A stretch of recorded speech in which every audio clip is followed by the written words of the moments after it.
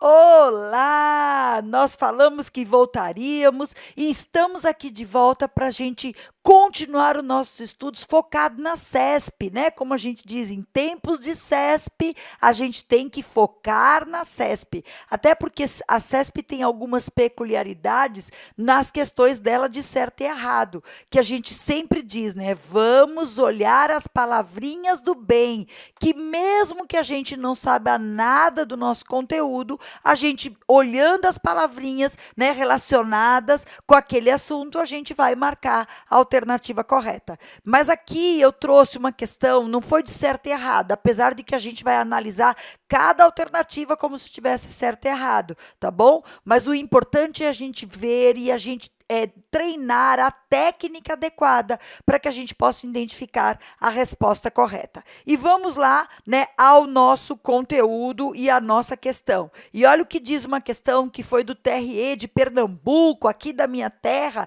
de 2017. E aí falava assim: as tendências de gestão de pessoas no setor público incluem. E aí, antes de iniciar, deixa eu fazer um comentário.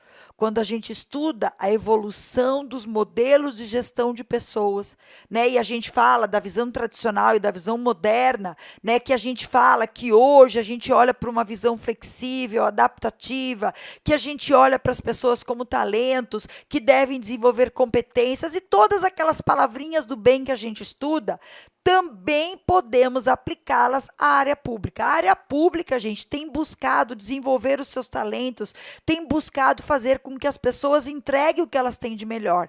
A área pública está muito alinhada com o que a área privada tem trabalhado, né? E por isso que nas questões de prova, a gente tem que procurar os mesmos termos e os mesmos conceitos ligados à área pública. Beleza? Claro que tem algumas especificidades, a exemplo da remuneração, né, que a gente sabe que o cargo público é criado por lei, a remuneração também é criada por lei, e a gente ainda tem um desafio pela frente, que é como pagar diferente pessoas que fazem entregas diferentes. Mas aí são especificidades que a gente vai discutir num próximo vídeo, né, quando a gente trouxer especificamente as características da área pública. Mas nessa questão, a gente, né, quando souber tudo relacionado com a área privada, a gente tem como colocar a área pública nesse contexto. Tranquilo? Então vamos embora lendo a letra A, que diz: letra A, na gestão de pessoas do setor público, incluem fortalecer a avaliação de desempenho, isso sempre, seja na área privada ou na área pública, com a criação de incentivos, e aí ele não está falando de salário, ele está falando de incentivos, para elevar o desempenho dos servidores e corrigir as distorções salariais. Nesse caso, ele está falando claramente em distorções salariais, e ele diz que esse é um incentivo para elevar o desempenho dos servidores. O que você acha? Está correto isso?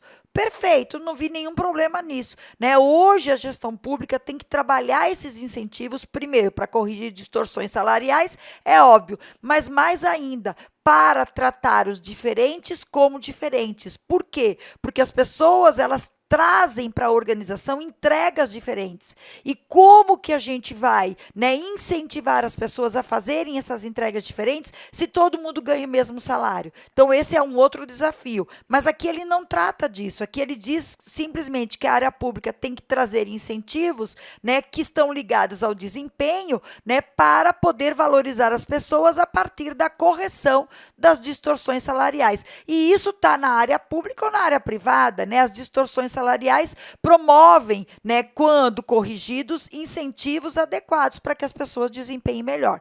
Mas vamos ler os demais. Já que a gente viu que essa letra A provavelmente é a nossa letra correta, né? Vamos ver o que tem de errado nas demais alternativas. E aí a letra B diz o seguinte: priorizar a definição de atribuições especializadas para os cargos públicos, para que os integrantes das carreiras atuem em órgãos específicos do Poder Executivo. Gente, a palavrinha especializada é uma palavrinha de uma visão tradicional de RH. né? Eu sempre digo nas aulas o quê? Né, que o trabalhador especializado, né, é um foco da administração burocrática, da administração tradicional.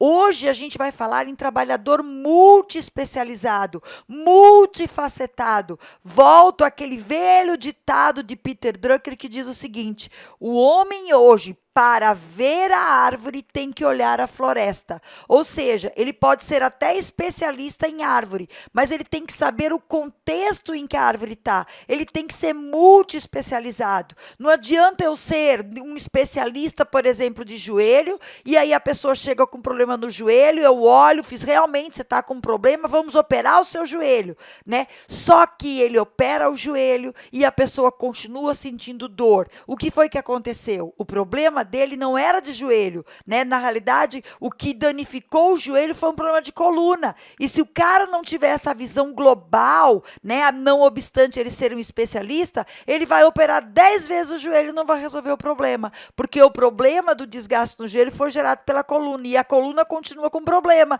ou seja, o joelho vai continuar com problema. Você entendeu? Então, hoje a gente diz que a visão não é uma visão especializada, mesmo o servidor público, ele tem que ter uma visão ampla, uma visão multi-especializada, tá certo? Mesmo que ele seja um especialista, mas ele tem que atentar para tudo que está na volta dele. Então, a palavrinha atribuições especializadas é do mal para falar nas novas tendências de gestão de pessoas. Hoje a gente fala em multi-especializada, tá bom? Por isso que está errado. A letra C diz: rever a política remuneratória das carreiras de nível superior para recompor as perdas acumuladas pela inflação e uniformizar os índices de reajustes. Minha gente, até pode ser que a letra C esteja parecida com a letra A, mas veja o que ele diz: rever a política remuneratória das carreiras de nível superior. Isso significa que ele está valorizando mais quem é de nível superior e quem é de nível médio.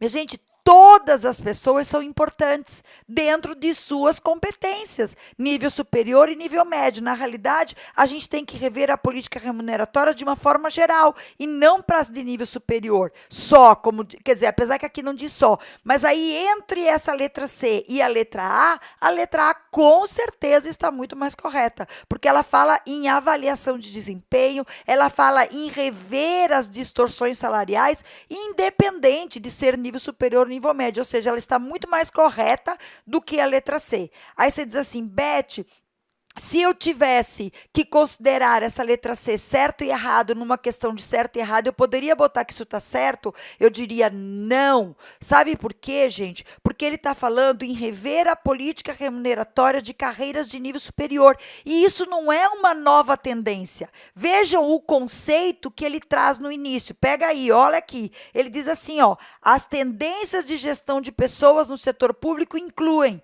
Aí você diz: rever a política remuneratória das carreiras de nível superior.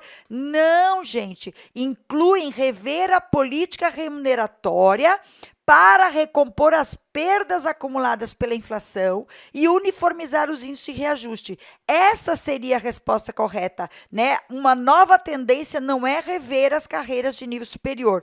Por isso que a gente diz que realmente, nesse caso, a letra A está correta, porque ela fala em rever distorções salariais de uma forma abrangente, para levar a uma maior avaliação de desempenho. Mas tem mais, vamos ver a letra D, olha o que ela diz: instituir programas de capacitação continuada. Que lindo, gostei. Essa é uma nova tendência: treinar, capacitar de forma continuada e não de forma esporádica, né?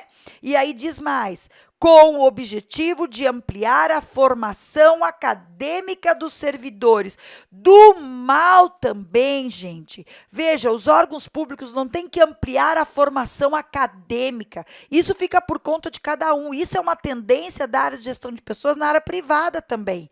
Mas hoje a gente fala em capacitar as pessoas alinhado aos objetivos estratégicos da organização, né? A gente fala, inclusive, no que denominou-se na literatura universidade corporativa, que não é um local físico. O nome universidade não quer dizer que seja um local físico, é um processo de treinamento e desenvolvimento que implica você treinar, capacitar em consonância com aquilo que a organização precisa, ou seja, com as estratégias da organização, tá certo? Então, esse negócio de ampliar formação acadêmica, não. Cada um que busque sua formação acadêmica. Na realidade, eu vou capacitar quem for de nível médio, quem for de nível superior, né, de acordo com a estratégia da organização, e não para aumentar a formação acadêmica de cada um, tá bom? Então, por isso que tá errada a letra D, porque esse não é o objetivo. Se ele botasse para ampliar a formação dos servidores em consonância com a estratégia da organização,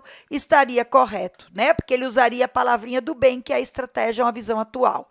E a letra E, que diz estabelecer política de concursos para constituir quadro de reserva que garanta a existência de candidatos habilitados no período de vigência do concurso. Minha gente, isso não é uma visão atual, não é você montar um quadro de reserva, né, no período de vigência do concurso.